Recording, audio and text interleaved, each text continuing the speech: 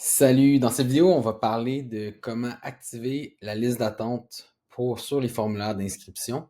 Donc, si vous aimeriez que les gens puissent avoir l'option de se rajouter à une liste d'attente une fois qu'un cours est complet, ben, la plateforme automatise le tout. Puis dans cette vidéo, on va vous montrer comment faire.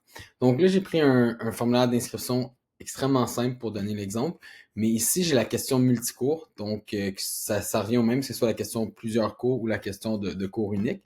Mais en gros, ici, vous allez avoir toutes les options que vous offrez dans le multicours et vous allez avoir une règle. Donc, vous allez devoir modifier dans la règle ici. Et cette règle-là, on va descendre et on va aller choisir d'activer la liste d'attente. Donc, habituellement, c'est pas activé, donc il faut vraiment venir l'activer. On appuie sur activer la liste d'attente. Euh, par la suite, ça c'est le message qui va être affiché au client. Donc, quand le client va arriver sur un formulaire, le cours va être plein, ça va être écrit qu'ils peuvent se rajouter à la liste d'attente.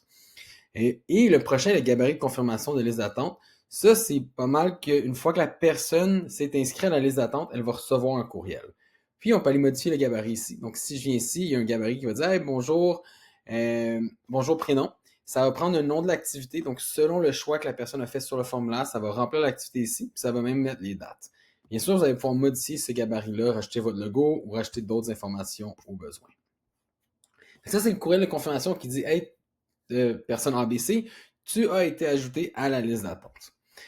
Par la suite, on a l'option de forcer la liste d'attente. Ça, c'est vraiment qu'on peut ouvrir la liste d'attente même s'il reste des places dans le cours. Donc, des fois, ça peut être une question de dire on veut mettre la liste d'attente, que les gens s'ajustent à la liste d'attente, puis être sûr qu'on a assez de gens pour débuter le cours. C'est qu'on viendrait le faire ici, mais probablement pas dans tous les cas, mais on a cette option-là aussi.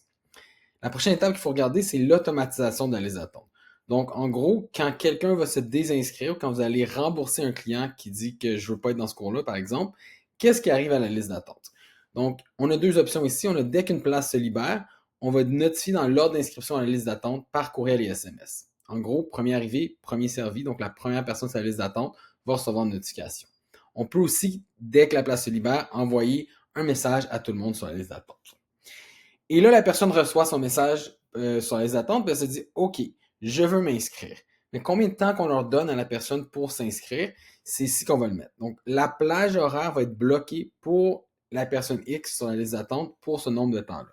Donc, on peut faire 48, 24 heures, c'est comme vous voulez.